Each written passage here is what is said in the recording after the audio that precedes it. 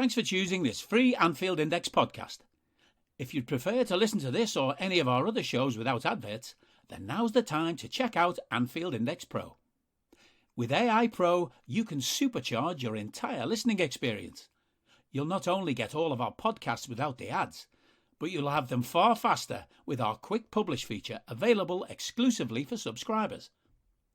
AI Pro also puts you in the heart of our sound studio, with an option to listen to many of our shows live and interact with the podcasters in real time as the shows are recording. Upgrading couldn't be easier. AI Pro is available on all popular podcast platforms, and we have our own apps for Apple and Android. Just head on over to AnfieldIndexPro.com and get started today. Hello and welcome to Post-Match Raw. I am your temporary host, Guy Drinkle.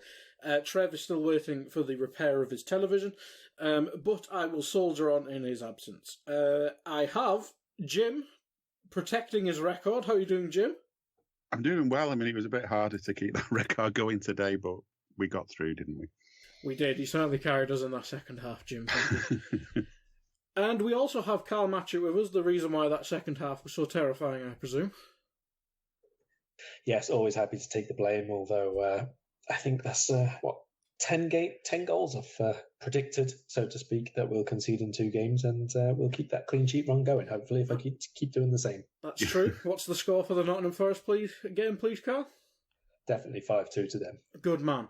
But we will start with the starting 11s, because where else would we start? And Jim, I'll start with the Liverpool 11 for us. I think it was 5 changes we made. Alisson obviously in goal, Trent back in, Gomez, Van Dijk, Tsimikas rotated in at left back, Salah back in his linesman position, Henderson back in midfield, Thiago Carvalho starting on the left mid with Jota's absence, Bobby and Darwin coming into the first team. I think everyone understands that we had to rotate, especially after such an intense game on Wednesday, but I'm sure everyone looked at that team and saw, for me, it was Salah on the right mid. I understand the other changes from a physical point of view, but you see Salah on the right mid, you're just like, we've done this before and it doesn't work. That was what stood out for me.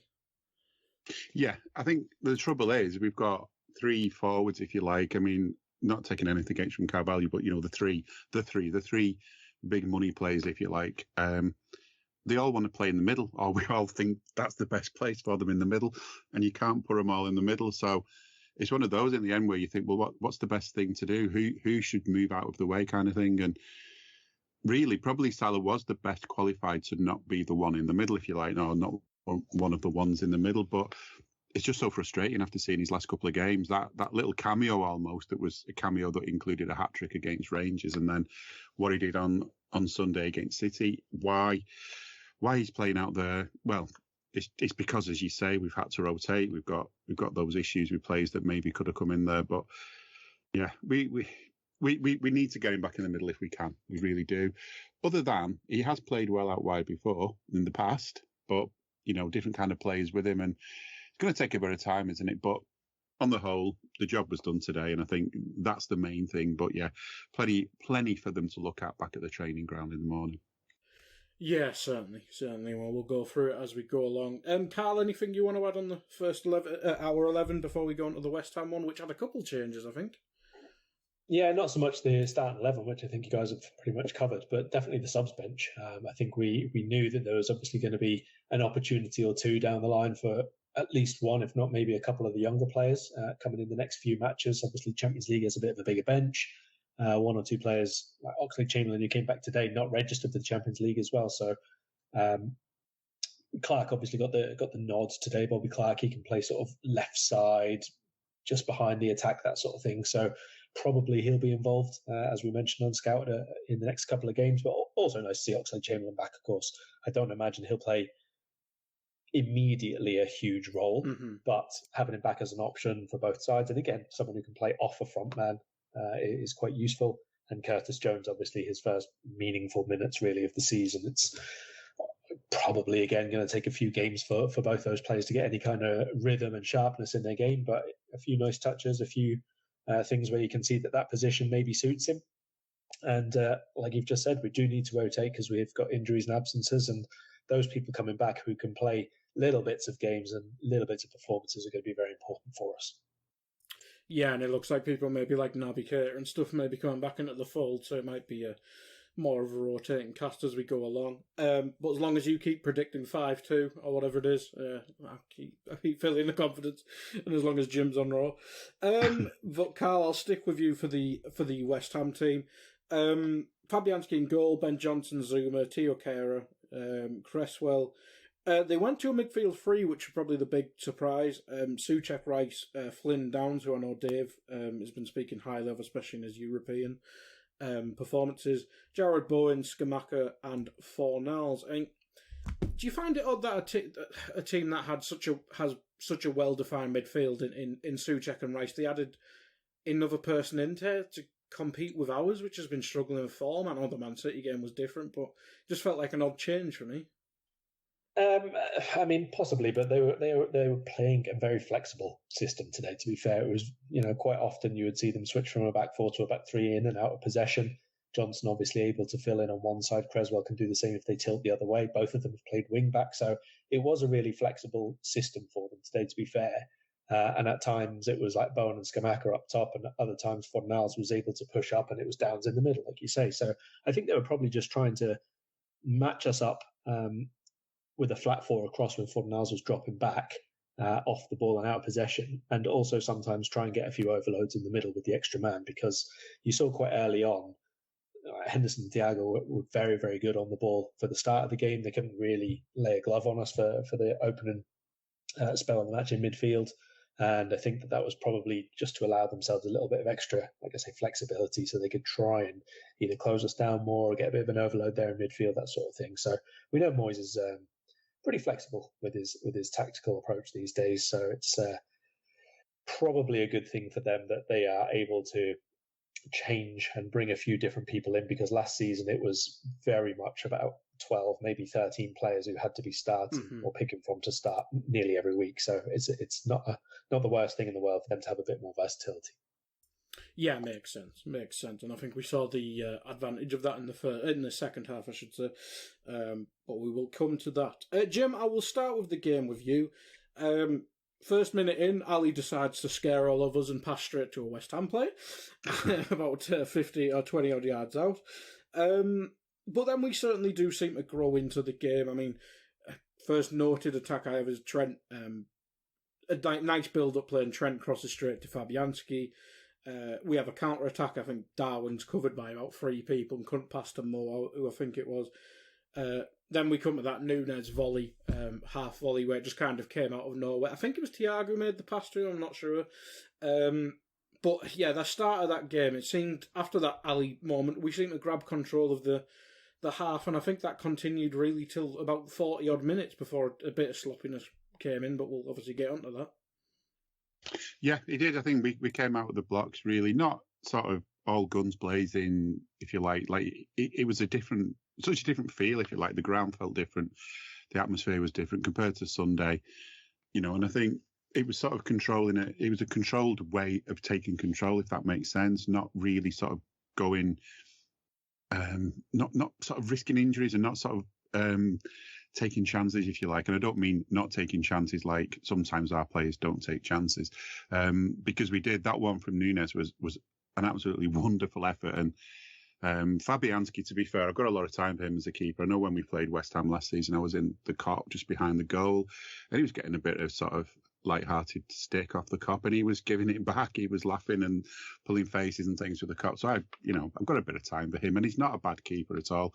And that's what Núñez was up against, and I think that was a wonderful effort, and it just sort of set the scene really for what went on for the rest of, or nearly the rest of that half. It was good to see. I think the thing about Núñez is that he's still not the fully polished product, as you say. He's still got those rough edges. He's still got there's times when he's not making the right decision, but it's just, you can see what talent he has got, and you can see that in time it is all going to come together, or you hope it's all going to come together, and he's going to prove to be an excellent signing.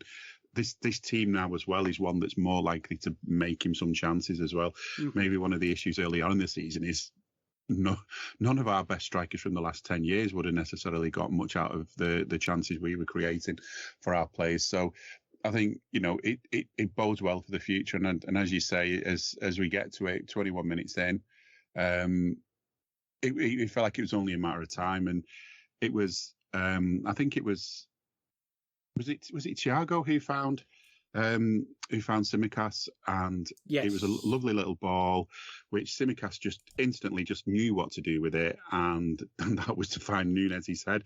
And it was like a textbook goal. This was a wonderful bit of play. Just those three passes, just those three touches, if you like, and from the halfway line to the back of the net, and really, you felt like more may come. It didn't matter in the end, but that is what we can do. That is what we can do. We can turn a game around just like that. We can just change things just like that. And if we can get our confidence back that we had from last season and keep doing it, I do feel we can get back to what we were. Yeah, Carl, and I think Jim's made a good point there. Is that for I was going to say first goal, the only goal. It did look like a Liverpool goal. It was nice into play in midfield. Thiago with a nice little pass to Tsimikas, and there's some questions about Tsimikas as a player overall in recent weeks.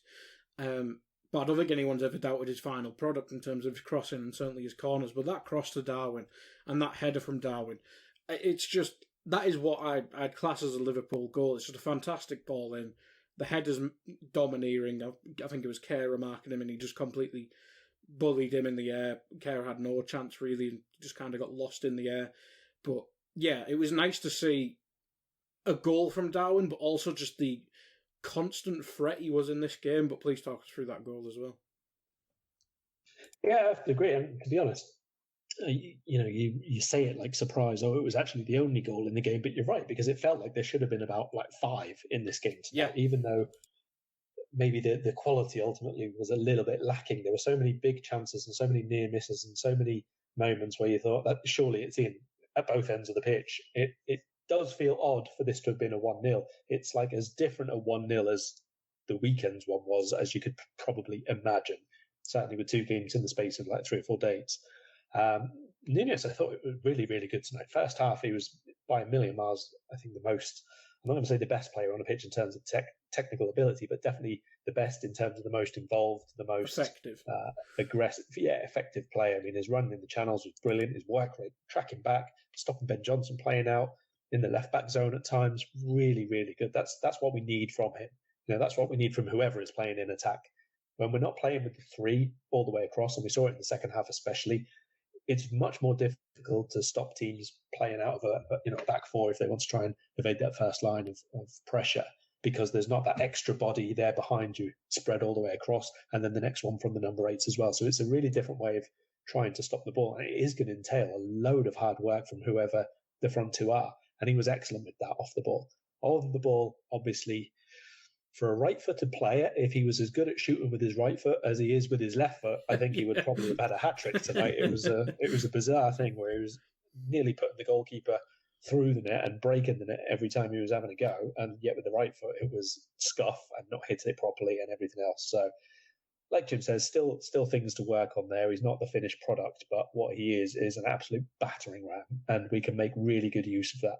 And he has a lot of technical ability. He has a lot of power to his game belief. His first touch is hit and miss. Sometimes it's really, really good, and sometimes it's like me trying to control a ball that someone's fired out of a cannon at me.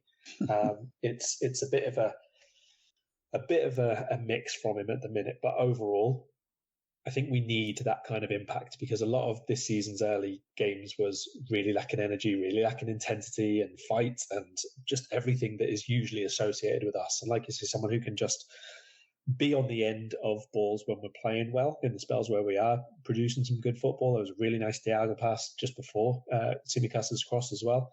And then, like you said, Nunez on the end. That's pretty much everything we could want from him in that first half, shy of just a couple of inches the other side of the post at times. Yes. Did I hear? I don't know if I heard it right, because I was trying not to listen to the commentary too much tonight and trying to be calm and not get angry and things. But did they say Nunez is the fastest player in the Premier League? Yeah, he was clocked as the fastest top speed over one particular run this season so far. Right. I think it was 38 something kilometres an hour or something like that. 38 point something. Yeah, I think so. And I think Rudiger was recorded as the fastest last season, like 36 point something last season. So he's kind of, let's say, he smashed it. Another first record for Darwin. He is a juggernaut once he gets going. He's a very difficult man to slow down and stop, I think. And I don't want to linger on. I don't want to linger on the commentary too much, but Jim's point there, I will just say that pre-game, when it was still with the pundits, I heard McManaman talking about Declan Rice and saying he doesn't score too often, but when he does, they end up in the net like that, which I gave a very serious nod of approval to and then muted him. I bet Michael Owen fed him that one. Straight from Michael Owen. That was just a text pre-game, I reckon. But yeah, when it's Steve McManaman on punditry, you always hope it's good commentary. I had my hero Ali McCoist on, but he was joined by Ian Dark, so it was half ruined for me. Whilst John Champion, the boxing commentator, as I call him. How dare you? But John Champion, John Champion was on the United game, and I was fuming because Ian Dark is almost as bad as Martin Tyler. But that would be harsh calling him Martin Tyler. But we will move on. Just quickly, before we spend too much time on commentary, there was actually a button on the Amazon Prime thing where you could actually just have Stadium FX. Yes. Which was a quieter version of the crowd, but without the commentary. It's fantastic. I forgot to put it on though. Silly me. That's true. It's like reverse COVID stadiums commentary. Oh God, remember fake noise? That was horrid. Anywho, we'll move on till basically 2 minutes after the goal. Everything you just said there, Carl, was kind of summarised again because Carvalho and Darwin, I think it's Johnson, they press straight away and it leads to a shot from Gomez. I think it's one of them with his left foot wedged straight at the goalkeeper. A few minutes later, we have a nice pass, big diag by Van Dijk to Moore, and then Moore and Bobby have a 1-2. And then Moore tries to skin him, just knocks it out of play. I'll come at you on this, Carl. I mean, what did you make of Moore today? Because he obviously had the horrid shift of playing on right midfield in the first half. Got moved into the second half when we lost basically control of the game, and it's just an odd one with Moore because, he's annoyed me because he was my FPL captain and did bugger all, but I don't know whether to blame him or again blame him because he was out of position first half and then second half we had no control whatsoever. Well, I don't think you were the only one to captain Moore, yes. That's all I will say, but I did put Darwin in my team, so there you go. I thought he was okay. I mean, build-up play-wise and work rate and everything while he was on the right-hand side was fine. As we've said before, we're not going to get the absolute best out of him because it's a little bit deeper and further away from goal, but we have to accept and make do at the minute that we haven't got enough really fit, really good, really regular starters to play on both sides of that four at the moment. Once maybe Ox is back, maybe him and Elliott can rotate one side and Jones and Carvalho is rotating the other side, but none of that quartet you would say are guaranteed starters. Yeah. So it is going to be a case where sometimes we have to balance maybe playing most that we have someone excellent in that line, and it's not going to get the absolute best out of him, but it might be a little bit better for the team. So I didn't have a massive problem with that tonight. He wasn't at his best, but there was a few really nice link-up moments. I think there was one where he teed up Henderson very, very nicely with a reverse pass, and there was a few good link-ups with Bobby as well. So generally fine, not exceptional. Probably would have been a bit of a frustration for him to not get fed a few more chances himself, but like I say, if you're starting from that deep and that wide, it is going to be difficult to run in behind the defence because we can't just keep a line of four up the top all the time. And quite often, Carvalho, I don't know if this is by design or not, but Carvalho seems to be playing a lot narrower from the left than Salah is on the right. So he has to hold that wide position just to give us an outball and a bit of balance and everything else. So, still something to work on. It's still a fairly new overall system for us in terms of all the players getting used to it. But in general, I think he did a good job. Yeah, I'd probably agree with that. Jim, I'll come at you for the next part of the first half. We have I've got noted down good work rate by Darwin, which is a story of the first half. I've noted playing well here. Moore's shot just went wide. Beautiful play by the lads. Little touch back to Moore. Shot straight at the goalkeeper. good defending by Simicas. Beautiful left-footed half volley by Darwin and hit the post, and I think the rebound with his strong foot, he just spoons it out for a throw-in, basically. But yeah, I mean, you didn't get too much a chance to speak about Darwin there, but he's certainly the story of the first half, and maybe I'll bring in the discussion on the subs in early because that's a big story of the second half. But Darwin, it's weird because I think quite a lot of us got introduced with him when we played Benfica. And I think this was probably the first game we saw a performance like that where he was just relentless. Because, I mean, Fulham obviously making an impact from the bench, the Community Shield making an impact from the bench, and obviously been coming back in and out of the team since his suspension lifted. But do you think that's the first game where you look and go, that's what we got terrified by in that Benfica tie? Yeah, I think so. I mean, it feels like it's the first time we've really properly had the chance to let him loose, if that's the right way of putting him, because as you say, we sort of we tried to ease him in, and then he eased himself out for a bit with the red card. I mean, that's another thing about tonight, actually, I was going to say was, that red card got mentioned, and you're thinking, he's so much more level-headed. He's not letting them sort of get at him now. He's not falling for it, because, I mean, whether West Ham are the kind of team that would do that, I think it doesn't matter. There's enough players in that side who would try it on if they thought they could get away with it. I think there was something about him tonight that he just really wanted to be everywhere. He was tracking back, as Karl says.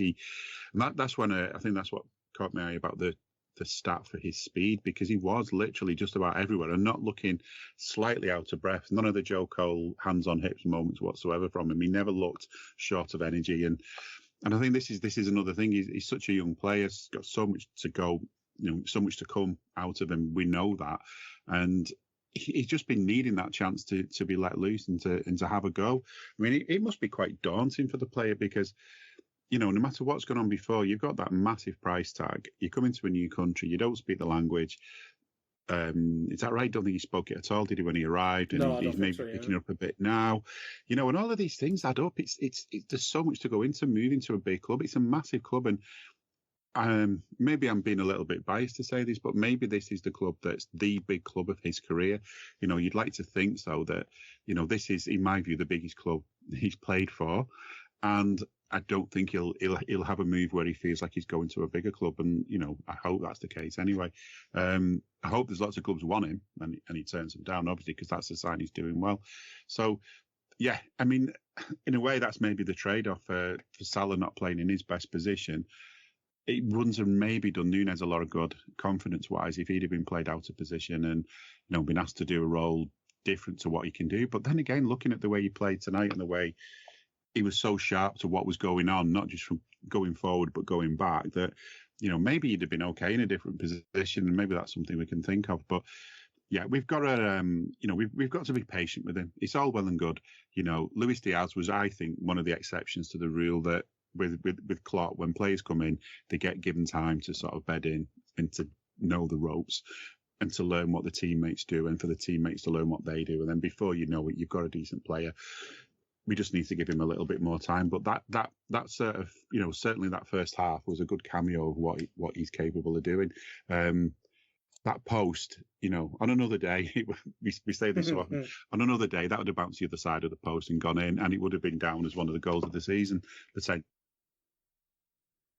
As you say, there's other ones that are almost down as the miss of the season, and maybe would have done if it wasn't for quite a few West Ham efforts that absolutely knocked them in the park with how bad they were. So, yeah, it's a shame. But one goal, the winning goal, 3 points, it's his face on the back of the papers tomorrow on any stories about Liverpool, which, that's exactly what you want to see. £100 million man finally does something. Yeah. That's the one. Oh no! Tomorrow's back page is actually be whether Van Dijk. I'm sure we're going to come to it. Whether Van Dijk did something naughty or not. Yeah. Oh God, yes. Corrupt red scuff penalty spot. There we go. Racist Reds, of course. Now, that's what Jurgen's labelled as. Karl, we'll come on to the penalty then. For what was basically a perfect first half, I think the commentary was trying to push blame onto Simicas, and I'm not sure why.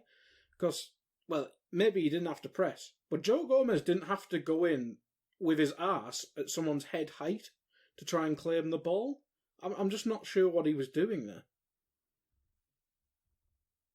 No, I'm not sure either. I don't know if it was just because we'd had 40 minutes of like pretty much total dominance, and Gomez was getting a bit bored. He's had a really, really good game at the weekend. The international manager's there. He wants a good chance to show what he's worth, and he just wanted to get involved, so he had to do something because he's not had anything to do for the best part of 3/4 of an hour before that. So best thing to do to get yourself noticed, of course, is to sit on somebody's head. And he had a decent go at it, to be fair. I don't really know why it took so long to be given.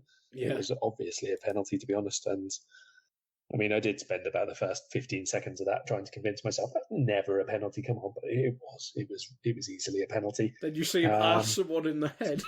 yeah. I think it was. I was trying to remember. It a little bit reminded me when he was running in. I think it was Jimmy Traore when he was playing for Charlton against us years and years ago. Sort of nearly did the same, and then decided to actually go in with his studs and instead of sit on someone, actually take their head clean off. It reminded me a little bit of that, but not quite as dangerous, thankfully, and thankfully not with as effective an outcome in the end. Big Ali, lovely, big save. I think he's been our player of the first half of the season, regardless of what happens between now and the World Cup break anyway. Look, we were very, very good, I thought, for most of that first half up to about the 40-minute mark. And because we'd then missed a couple of chances and we should have been at least 2-0 up, it felt then like we were like really on the edge, because then they had 3 chances to score, good chances to score between the 40th and 45th minutes. So that's still something obviously to work on, that little bit of killing the game, if you like, or taking the sting out of the game, because at the minute it still does feel, and I suppose that's natural because we haven't had great results, especially at Anfield this season up until this week, but teams are still going to think that we are brittle and we are susceptible to being put under pressure and everything else up until we're not again. And we haven't lost yet at home this season, but we've still not been anywhere near as good as we should be. And I think that will probably be something that we have to face up to again away from home at the minute, because we haven't won in the Premier League away from home either yet. Oh God, I didn't know that. Karl, I'll stick with you. I mean, you mentioned kind of almost hinted at us losing our head there, and I'll focus on Gomez. Is that something that specifically an issue with him? Obviously, it does happen within the team as well, but it does seem to be specifically something that just snowballs massively with him. I think we saw it with Napoli, obviously. Even stuff like, God, I'm just going to reel off horrendous games for you. Aston Villa, that kind of went that way. But you mentioned it, they had a decent amount of chances in the last 5 minutes of the half. It's, I don't know, he just seems to lose his head if he makes one mistake.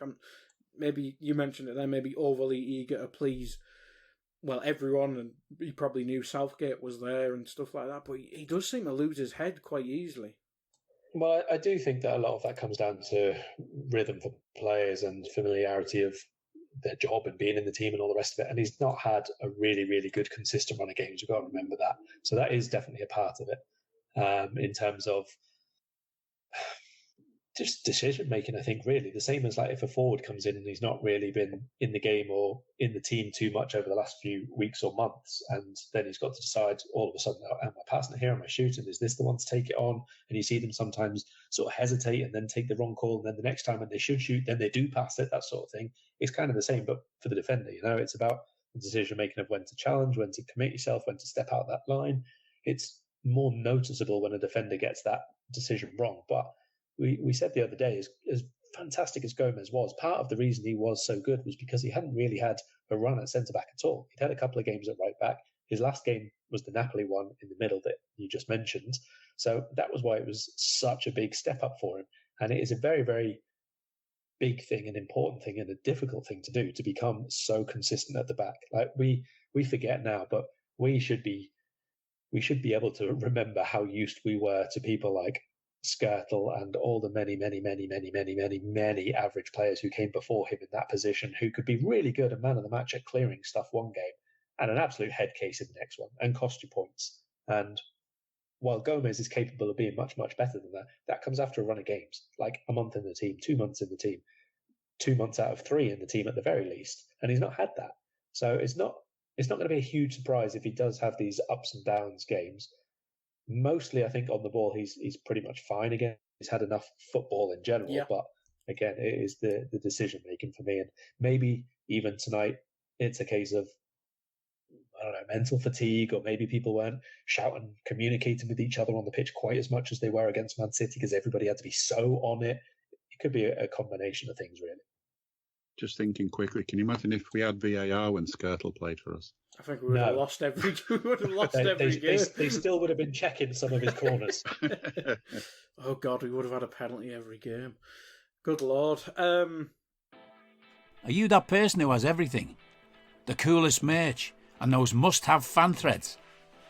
Well, over at our Anfield Index shop, we've gone that extra mile when it comes to pimping up your Liverpool collection. From our popular range of bespoke design t-shirts, sweaters, hoodies and hats, to our signature edition mugs, prints and coasters, all provided with fast worldwide shipping. We have something for every red. We also stock official LFC merchandise and are licensed with the Premier League and UEFA to sell official iron-on shirt badges and sleeve patches. As a listener to this podcast, you can get 10% off everything with coupon code AIPRO10. Just head over to AnfieldIndex.shop or find us on Etsy by searching for Anfield Index. Remember when we turned down Man City's bid for Skirtle? It was good times. You've just reminded me of all our dreadful centre-backs there, Karl, so you outdid my Aston Villa remembrance. Well done, you. Yeah, there was a couple of chances there. I think Downs had the biggest one. We'll move on to the second half, though. I mean, just on the penalty, though, quickly, I have to get this in because I have to have a go at one or the other of them. I didn't actually see the incident because I got to see a blue disc slowly rotating in the middle of the screen. Oh, yes, fantastic. So I don't know whether I should blame Amazon for it or Virgin Media because they've been having... I'm in a little battle with them at the moment over them putting my bill up by 50 quid a month. So, I'll have a little go at both of them. Beautiful. But really, I mean, either way, this is the downside to it being an Amazon game. The tech's better than it was the first time they had a load of matches, but feels to me that there still leaves a lot to be desired when, it's a premier product, literally, and we shouldn't be getting that. In the end, I managed to watch it a different way, a minute behind, and ignored my phone, which, although I maybe... don't know, there wasn't any notifications going to come on my phone anyway, were there? But there was that. Then I think the other thing about the penalty was what a save. And just quickly on Gomez, I suppose you could argue that what he did was it's kind of like like the old day of professional fouls. You sort of negate a chance for the opposition. You take away one chance and maybe they'll bottle the penalty, and it happened. Although I think it was more a great save from Ali than it was a bad pen from them. But, I'm sure I'm biased. But I do think, there's something about Ali that you do think when there's a penalty against us, you've got a chance it'll be saved. And maybe, I'm trying to be kind to Joe here, maybe that's what he was thinking. Possibly. It's weird with Alisson because I remember the first time, in the early days of him being, everyone just thought he was crap at saving penalties. And then something just clicked, and he seems to be really good at saving penalties now. I mean, there's been a few, hasn't there? I remember the Jorginho ones. It's Taffarel, mate. It's Taffarel. Yeah, that's true. It is. Big John Achterberg finally got his hands on someone. But it is. Sign of development. But we will move on to the second half. And Jim, I'll start with you. It seems to start quite positively. We have that nice Hendo and Moore interplay I think Karl mentioned earlier.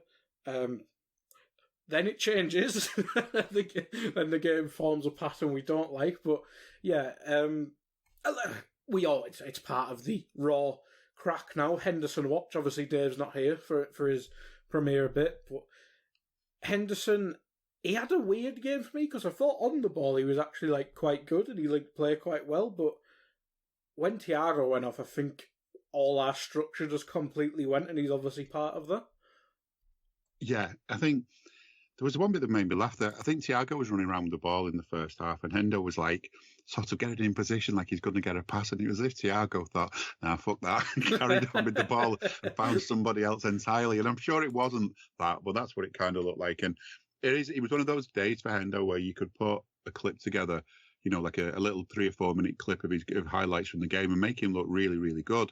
Because he did get some good crosses in and things like that. There was some good stuff, but as you say, there were just other moments when, I think this is the thing with him. I think, he maybe, I'm not sure if we said this the other day, that maybe he would be better as an impact player rather than a 90-minute player. But again, because of the situation with injuries and so on, there's going to be games he has to play the full game. And, he didn't do too bad. I'm sure Dave will be absolutely fuming when he hears this, that we're not scathing enough about him. But he's got the Daily Red tomorrow. He's fine. He'll whinge on that. Hello, Dave, if you're listening. I'm going to say on Henderson, I think, first off, I do think a lot of it was Thiago because he was taking the attentions of one and two players at times. And obviously he's our main building player from that deep area. But I think Henderson was pretty good on the ball. I think between the two of them, we did a really good job centrally. I also think Fabinho, when he came on, was a big steaming pile of dinosaur poo. Yeah. He was particularly poor in terms of his movement and his body shape tonight. He got run off the ball a couple of times. He looked, again, quite leggy, quite slow. I don't know, again, if there's a bit of a recovery element from the weekend back. Do you think them two just don't work together for me, like in a two at all? Like I know Fabinho Henderson. Fabinho Henderson, yeah. I just don't think it works at all. Yeah, I mean, look, if we're looking at what works this season in midfield, we've got a very limited show reel to pick from, haven't we? Let's be Thiago plus someone out of that. So we will see. It's going to be a case of, in fact, in midfield is very much the same as those wide areas we were talking about, and is very much the same as the forward line. We're basically picking from 3 players for 2 positions at the minute in all of those partnerships and all of those banks, basically. So it's 2 from 3 up front, it's 2 from 3 in the middle, and we're going to have to keep rotating them. And I think that was an element of the quite early subs for Klopp as well. It's quite notable that when we did make those subs, it was probably the 3 most impactful players, or at least 2 of them for sure. Obviously, in Darwin and Thiago going off, and it wasn't quite as cohesive after that. It wasn't quite as energetic or crisp passing or anything like that. But you're going to have to put up with that in spells, and that's obviously going to be another part of the real necessity that we have to be a bit more clinical in future, because we should have been a couple of goals at least clear before they got their penalty. We could have got another couple, or at least one in the second half. And that will probably be quite important for us to do in future, so that we can make these subs still over these next sort of half a dozen games or whatever, but then not have it impact quite as dramatically on either the performance level or the nerves and fingernails of the fans. As I nibble my nails as you're speaking about that half.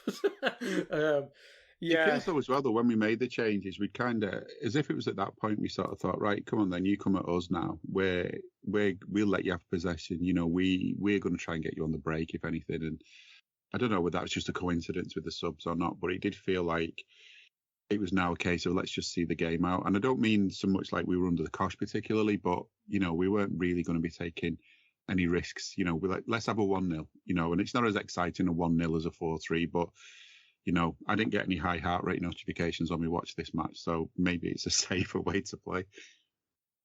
Yeah, quite possibly. I think, as Karl said there, I think with the limited options in them positions as well, I think Thiago, especially, as we kind of alluded to, he's the only midfielder that seems to work at the minute. So we definitely have to protect him. Mm-hmm. What did you make of Carvalho, Jim? I mean, he's obviously came in, had the big moment against Newcastle, but outside of that, I don't know, we've played him in midfield once, that didn't really work against Everton. We seem to have found a nice position for him here as a left midfielder. Not huge, like a massive impact, but I think he looked his most natural, if that makes sense.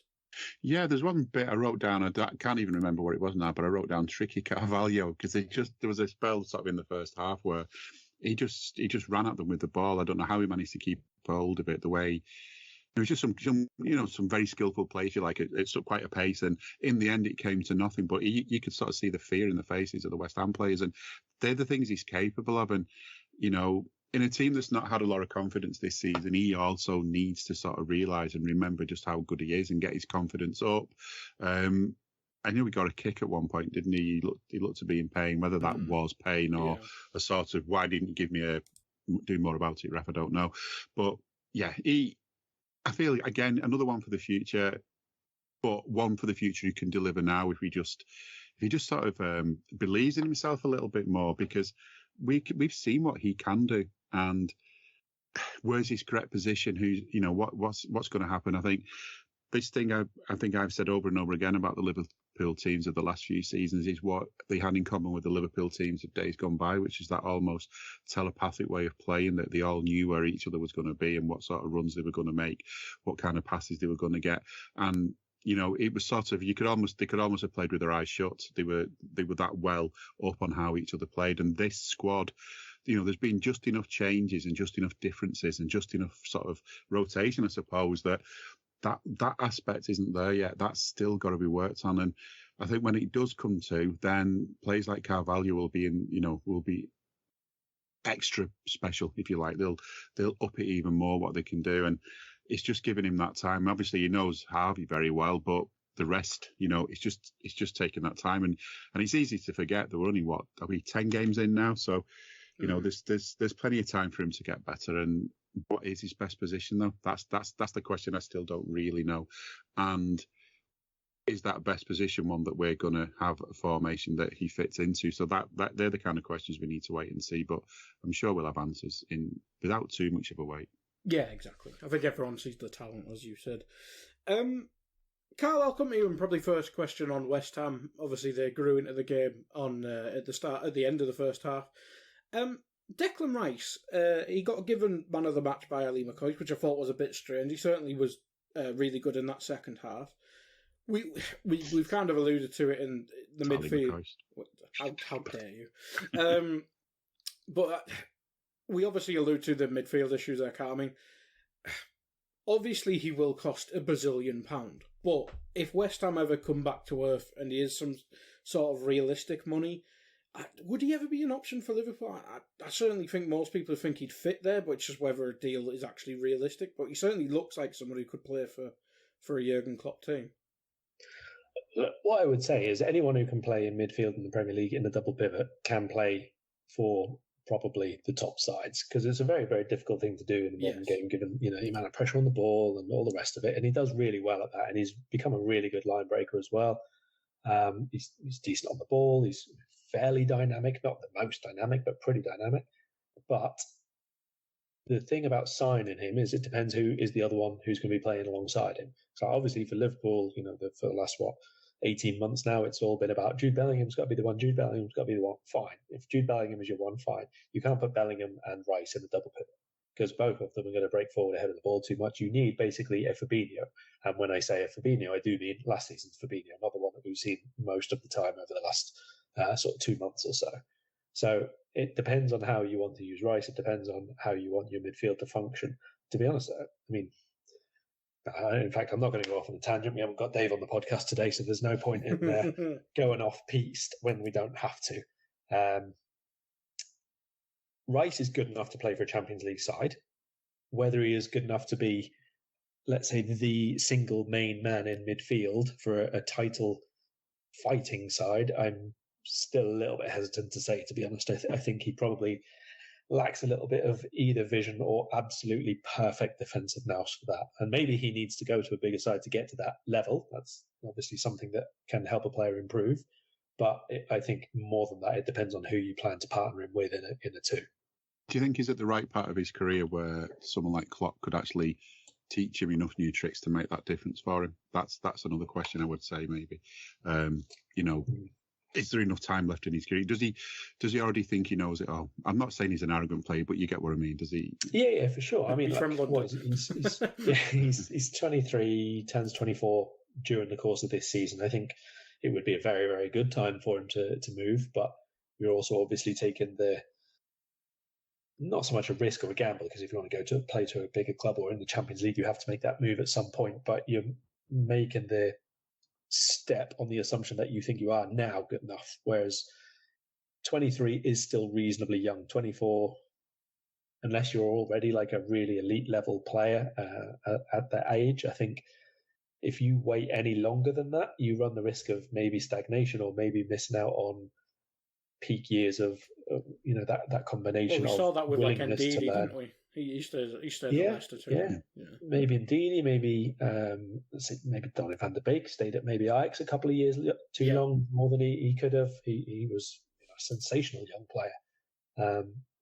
It's very, very much, I think, about A, when you move, and B, what team obviously you pick to go to, the coaches they're there, the style of football that they have. I mean, look at Harry Kane, for example. He's obviously reached a very, very high level, but I honestly think that there will be, after his career ends, a bit of a suspicion he could have been even more if he went to a bigger club than Tottenham, who was consistently fighting for the very, very biggest of trophies, and there was a real expectation on him to score every game, to win every game, to be a footballer, a second forward, a creator, everything. Who could help around him as well. Yeah, basically everything. I think that there would have been more expectation on him. So maybe there would be a bit more that some manager could have got out of him, even though he's obviously really, really good. Could there be more? And maybe Rice is approaching that point at the very least. He's obviously got a few years of Kane, but in terms of when you can still learn loads and still have the physical capacity to be at your very best in midfield, probably he's approaching that in the next year, 18 months maybe. Yeah, I think going back to, say, Andy Cole for Manchester United, I don't think he was that great to play, but the team he was playing in made him look good.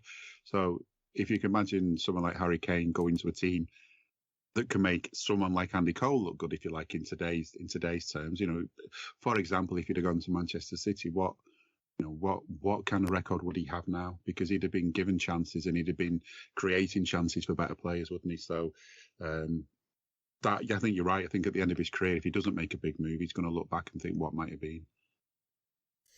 Yeah, I think Chelsea may be the favourites to get him, I think, because they've obviously had the long-standing links and they love buying previous academy players for a lot of money, but so do United. But he doesn't have to move house then, does he? That's true. But I'd certainly take him, but I think a couple seasons ago, they were, in the summer, I should say, asking for like 100 mil plus. We'd never be in that market. And obviously, Karl mentioned the Bellingham links there. I think everyone would prefer Bellingham because he's 19 and kind of already done it at a big club. But I think both would be ideal. But in a two, as Karl says, you kind of have to play a back three like Gareth Southgate and a million men behind the ball. So yeah, it's a tough question there. But it wouldn't surprise me if he's in Liverpool's thinking if the price comes down. Karl, is there anyone else from West Ham that catches your eye? Obviously, you did scouted before the game, but Skamaka had a bit of a odd game. He didn't seem to link up with his team too well. I've always liked Fornals, but maybe not for a club like Liverpool. Is there anyone else you see making a jump to a bigger team? To a bigger team rather than Liverpool? Yeah, I don't see many that would come to us. No, I don't think so. I mean, Jared Bowen's the obvious one, I think, because he's English, because he's an attacker, because he sometimes plays really well. I still think Zuma is a good enough defender to play for a Champions League side, maybe not the title sides, but when he's fit and obviously gets to run of games if he has a good partner, then yeah. I also think that Alphonse Areola is an easily good enough goalkeeper, not just to be West Ham's number one, but to be a number one at a little bit higher club if he ever stops being a backup, because that's all he seems to do now is go on loan and go to different clubs and be the number two. But there you go. Fabianski had a good game tonight. The rest of them, I think Europa League level is their ceiling, which is probably what West Ham are at the moment. Souček, I think, is another one who maybe, depending on the style of team, you could see him having, going to a team that tries to Fellaini their way to points in the top four or something like that. But I don't think that he's probably a player who'll do it now. I do like Ben Johnson. Definitely looks like a future Roma signing or something like that under Mourinho, doesn't he? Yeah, he'll replace Matic. Yeah, absolutely. Yeah, maybe we'll come on to some West Ham. Well, we will come on to some West Ham chances because there was a good few of them after the subs. Jim, I'll come back to you before the subs. I mentioned that Henderson more 1-2. West Ham have a couple opportunities. Trent a ball breaks to Trent after a deflection from a West Ham player, and I think he passes behind Bobby, I think it was, or it might have been more. Henderson with another really nice pass to Darwin, maybe just sent him a smidge wide, but as we mentioned earlier, Darwin is clearly left-footed, so it was on his stronger foot. The shot just goes wild a bit. But then there is them dreaded subs. I mean, we've mentioned the subs themselves, but at the time, I think we can all understand Thiago coming off, but Darwin coming off, I know he run about a lot, but he only came on against City. I'd guess it means he's definitely starting against Forest, but it felt like a strange one at the time. He did, because, as I said, he was full of energy. He didn't look remotely tired. And, as the younger player out of all the front men, you'd expect him maybe to be the one that stayed on. I'm not sure why he didn't, unless there was just, maybe Klopp didn't trust him as much for the tracking back, even though we've said tonight he did well tracking back. It didn't make a lot of sense. I mean, obviously, I think every single substitution has something in mind of what's gone before and what's to come and just trying to get the best out of these players. I mean, I'm sure now if you could give Klopp a time machine, he'd take Jota off 10 minutes before the end, because obviously I think, we saw the impacts on him. But, it was a strange one. I really don't know why he came off. I felt leave him in the game. He's creating chances. One of them is going to go in if he keeps creating them, or keeps getting them, if you like, keeps taking them. So, yeah, it was a strange one. But we've got, as you said, we've got so many games to come, and we've got to give people a chance. It was just, he was almost maybe giving Salah a chance as well by, to have a slightly different role. But it just felt like Bobby might have been the one, because he had good touches and then he had dreadful ones. So it was like, and Bobby's the one I think we need to look after, because I think I said the other day, I wish he was 5 years younger, because you just know that at some point he is going to run out of steam, isn't he? He's going to struggle to play 90 minutes. So, get lots of 60 minutes out of him, and lots of 30 minutes out of him, if you like, for the end of the game, and get the best out of him. So, yeah, I agree on that one. Flip side to it, though, it was good to see Curtis Jones getting back in the side, because he's another player that we've got a lot of high hopes for. But the injuries he's had have really stopped his progress, haven't they? They're just not giving him the chance to sort of build on what he's doing. And he's definitely a player who needs to feel confident about what's going on in his game. You can see sometimes when he's not having a great game that it kind of does affect him more and more in the game. So he needs minutes, and that was promising. And obviously Elliott came back on, and he's such a little live wire. A lot of good. I'm really hopeful about him for the future. We've already said enough about Fabinho, haven't we? Really, we've probably said more. Yeah. We've probably talked about him more than he did anything good tonight, which is a shame. It's not like him, but it's like him this season. Just don't bring him on as a sub. He's past that point now. Seems to be when he's at his worst. He plays his best when he gets an early yellow card. Fabinho. He does, doesn't he? He does. Because he can't risk one. And after that, everything's just spot on with him, because he doesn't want to risk another yellow. We need him to Vinnie Jones people in the first minute. That's what we need to do. Where are we up to? Bobby Hendo have a nice 1-2, leads to a corner. We nearly scored off that corner. Yes. A nice pass by Trent, Bobby for a finish. And then probably the moment that almost turned the game in West Ham's favour for me. I think a bit of sloppiness broke into the side at that point anyway, but it's when Gomez completely lost the flight of the ball, and there seemed to be a bit of miscommunication between him, Alisson, and maybe Trent a bit, but I think a bit harsh on Trent. And then it basically falls to Benrahma, who has a crap finish, but again, that's when we seem to become a bit more panicked, Jim. Yeah, that's it. It's I thought the other day that there were times against City where we sort of sat back a little bit and let them come at us, and then, we'd hit them on the break, rather than it being always us that's attacking players then getting caught out on the break. It's as if that's what's kind of caught us out a lot this season. And is this what we were doing here? We were just trying to not be caught out. But I don't know, there's something about Liverpool teams, and whether it's the Rodgers effect from all those years ago, I just hate the idea of the ball being anywhere near the back. Get it up the other end as far away from our goal as possible. And this is the thing with football, no matter how good you are, mistakes are very easy to come by, and a goal takes a second to happen. And I wouldn't say I was frightened much in this game, but there was just these little moments, and I'm thinking, he's really got to keep focused here. We just got to watch this. And in the lead up to this, the notes I've got down is us having efforts, us having passes, like you said, the Hendo to Bobby, and Elliott had an effort, the corners, and Bobby had a header saved, and from that corner, all of these things were happening. But then next thing they was this the one where the point where Tsimikas had to chest the ball out because Ali couldn't get to it? These were the moments then, and you're thinking, oh my God, what's going on? Anytime now we can score, but as Karl said, we're not. We've got to put them away. We've got to score those goals. Again, this has been another problem this season, has been that we can create chances. but we're not putting them away enough, and sometimes we're not creating the clear chances that can lead to goals. So it seems we can only be good at one thing at a time. We can be defensively sound, or we can score loads of goals but be defensively shit. So yeah, that's it. It's like, remember Rafa used to want to having a blanket, didn't he? You could only have it cover so much of the pitch. That's us. That's the blanket. We're 1-0 or we're 4-3s. We can't have very rarely can have a 7-1, but yeah, now and again. Someone ring us on. As a seamstress, we need a longer blanket. I forgot to mention Benrahma did obviously come on for Pablo Fornells before that chance.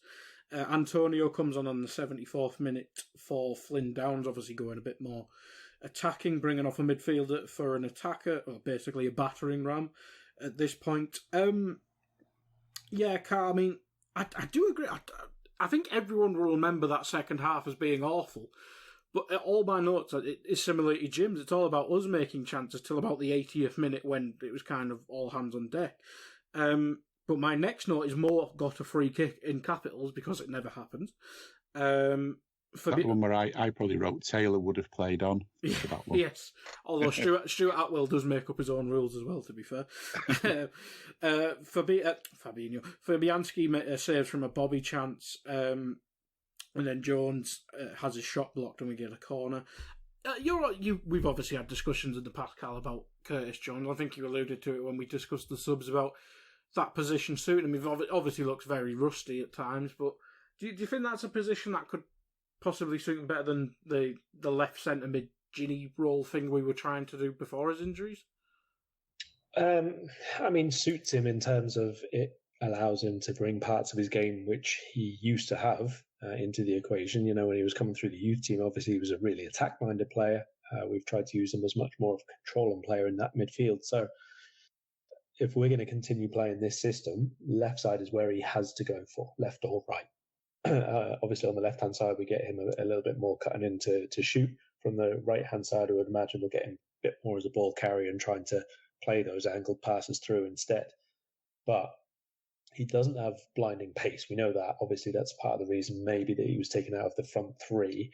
He's not as quick to run in behind. He's someone who'll come short for the ball, much more involved in the build-up and link play than he is in the sort of end product.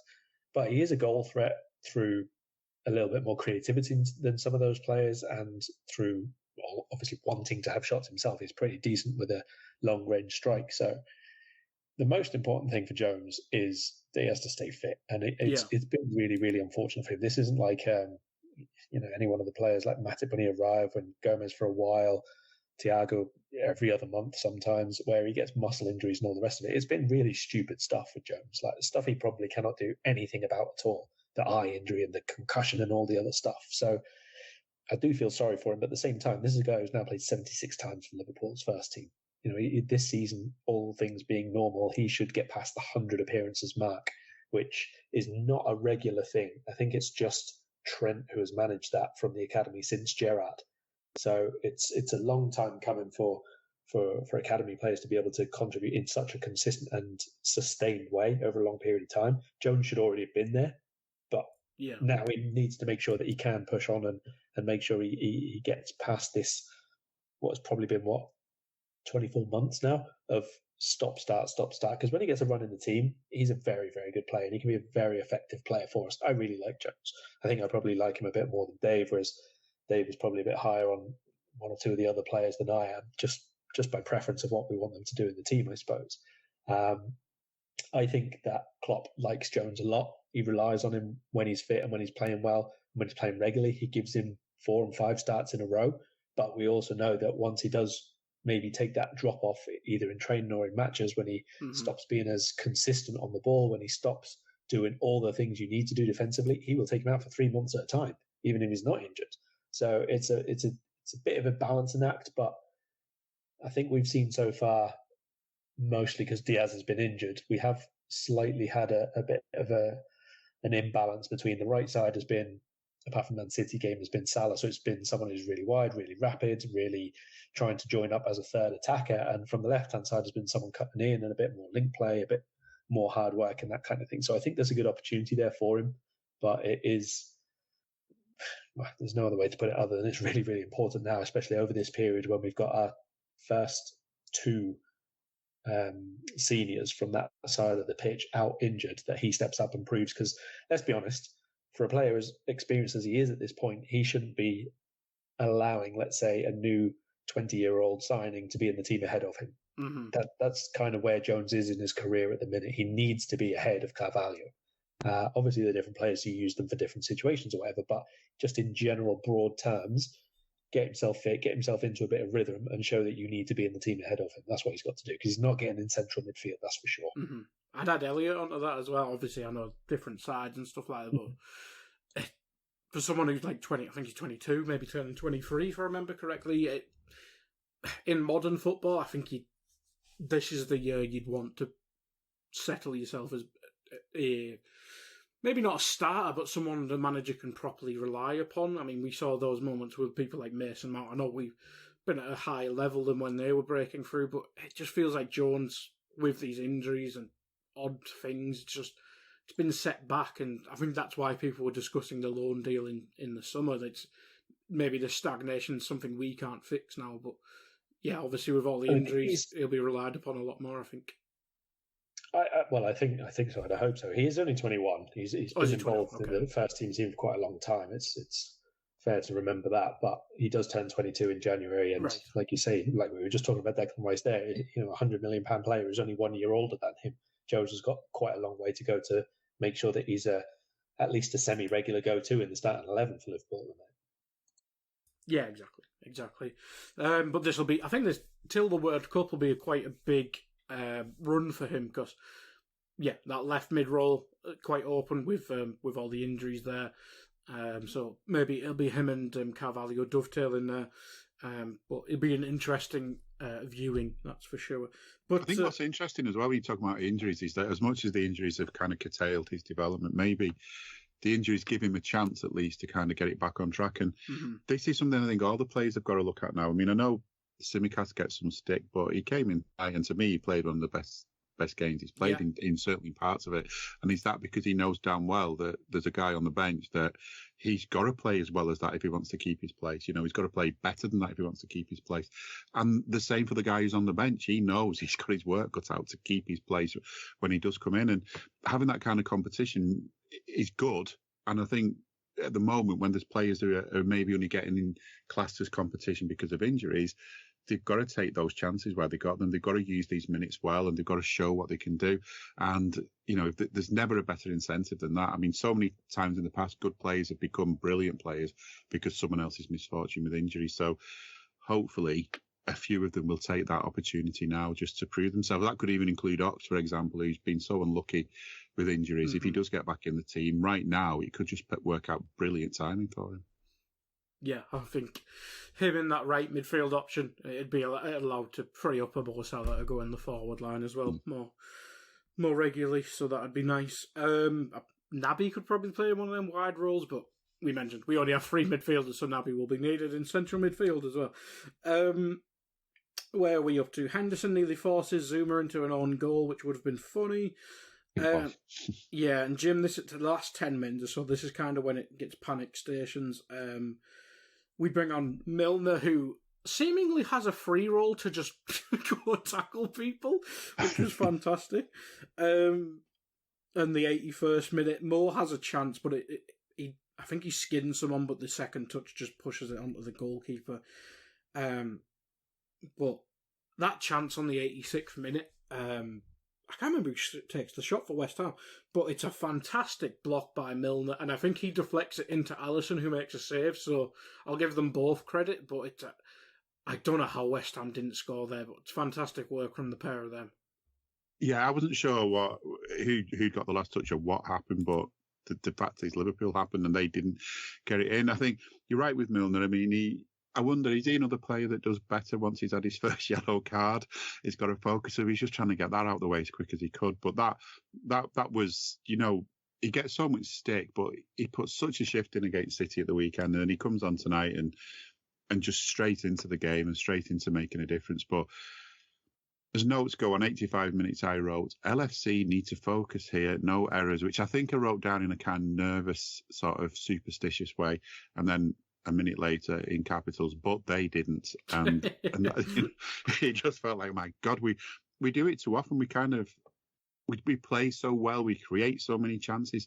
We snuff out danger, and then we make mistakes. And it feels like that's what this was. We just invited them onto us. But the other side to it is when Liverpool are playing well, and even in the seasons when we won the league, nearly won the league, we talk about that's the sign of champions when you don't play well and you still come out with results. Well, there's also maybe those moments when,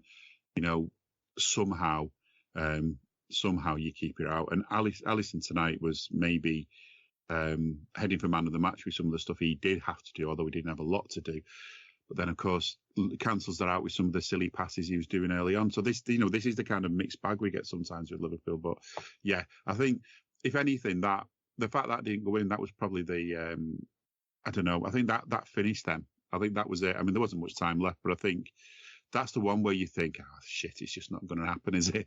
Because it should have done, but it didn't somehow. And, I couldn't work out from the replays who touched what when, but it wasn't in the goal, and that's all.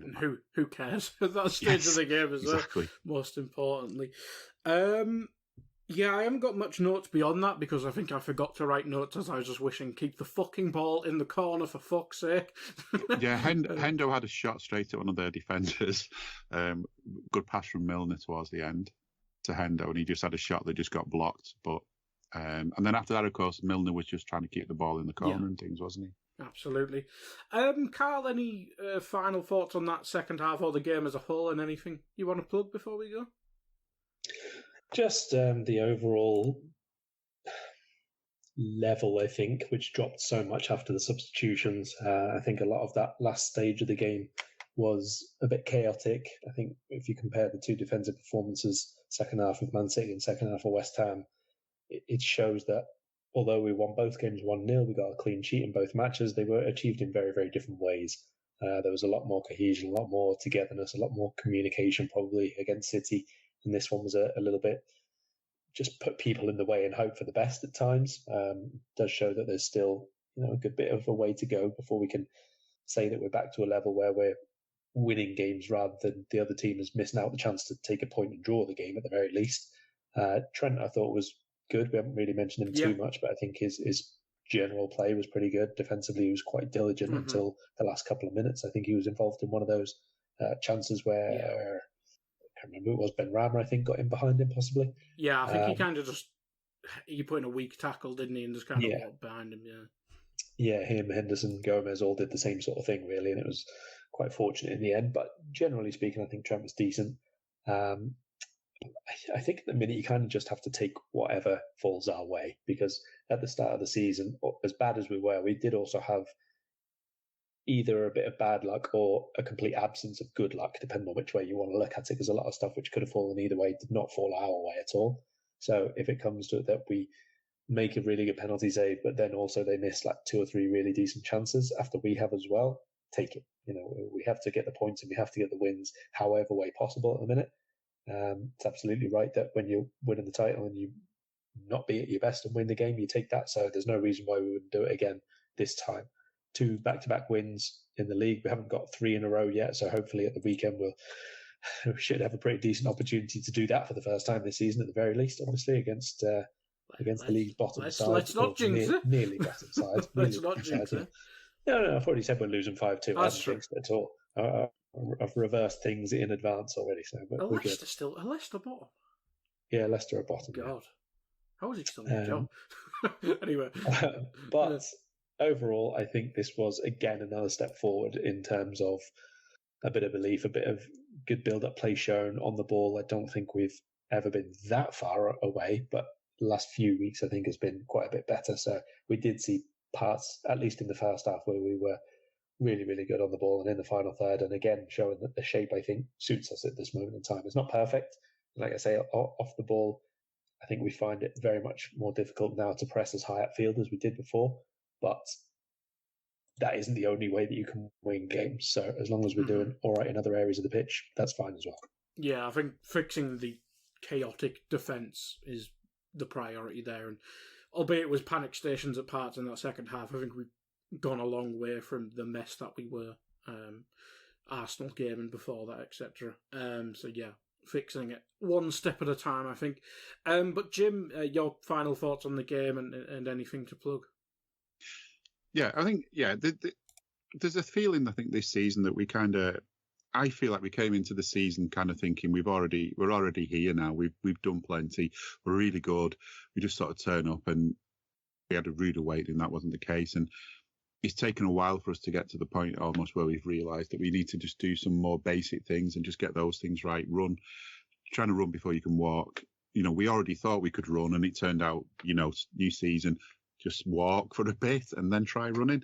So it's good to kind of see us walking through things a little bit more. So obviously we had to put everything into that City game. And this game, to me, my fear for this game was that, we've seen it too often in seasons gone by where we've had seasons where we've ended empty-handed, where we've put in great performances, memorable wins against the teams who were top of the table at the time or in the top 3 or 4 at the time. And then we've not even got into the top 3 or 4 because of all the other games that we've just gone and thrown away. And we've thrown a lot of games away this season already. We can't really afford to throw any more away, even just for Champions League places. So I liked what I saw tonight in the sense that we got the job done. We did just about enough.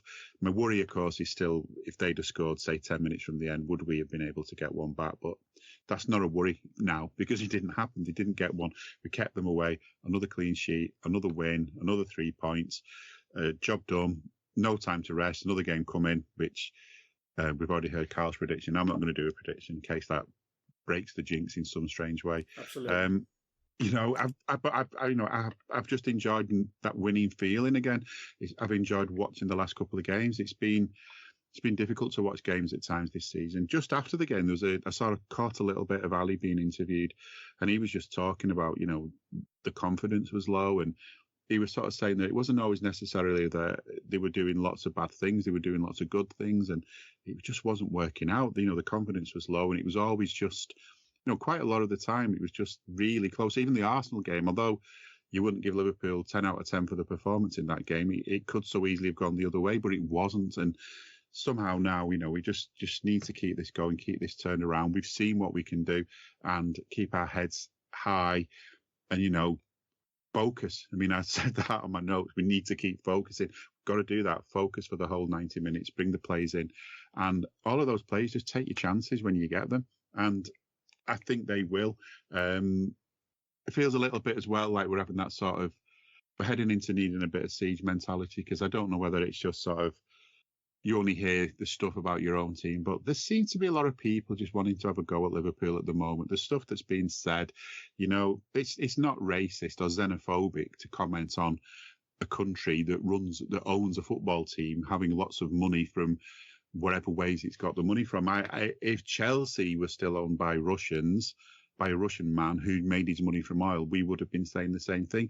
But if that man had been from Birmingham and had made his money from oil and had crazy amounts of money, we'd be saying the same thing again. There's obviously more to it than the money because of certainly with Newcastle, it's not just the money that you want to have a go at their owners for, is it? But don't turn it around on us as being xenophobic. These are real things that are happening and real things that football should be better than. So other than that, though, as usual, Liverpool getting it in the net for everything. Klopp was right about the money, the way that there is this strangely massive amount of money that they can spend and not have any issues with sort of, financial fair play. What is that? What's happened to that?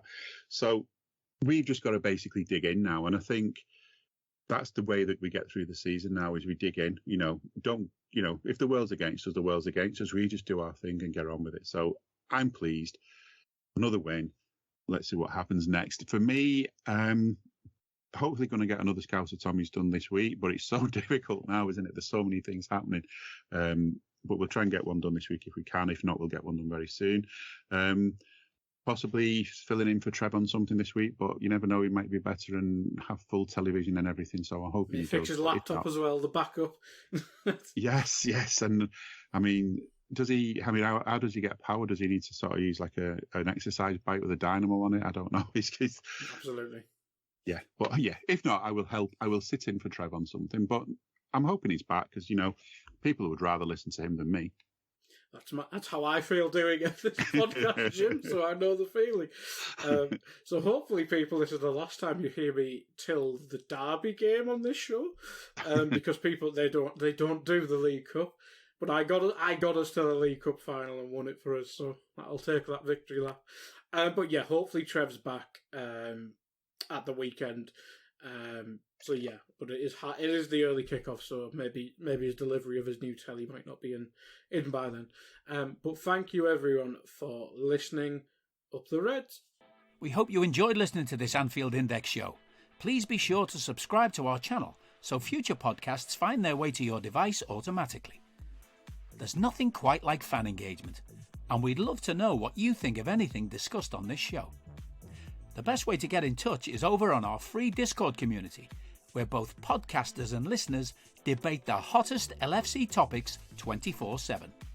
Sign up free now at AnfieldIndex.com/Discord. You won't regret it. You can also follow us on Twitter at Anfield Index and find us on Facebook by searching for Anfield Index. Oh, and before you go, we'd love it if you could leave us a 5-star review on your favourite podcast app. It only takes a couple of seconds, and it means the world to the people who create these free shows.